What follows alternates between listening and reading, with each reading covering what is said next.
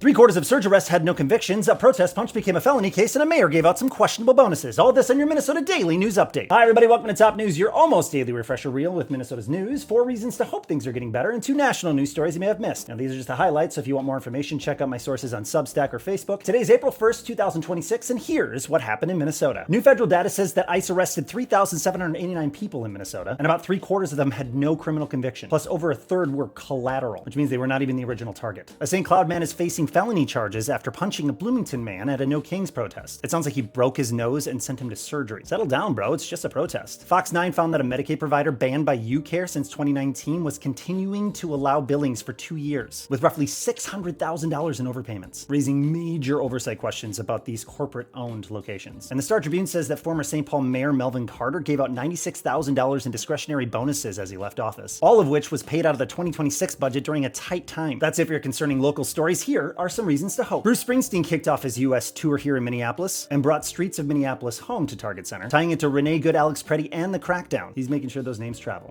In our chance of ice.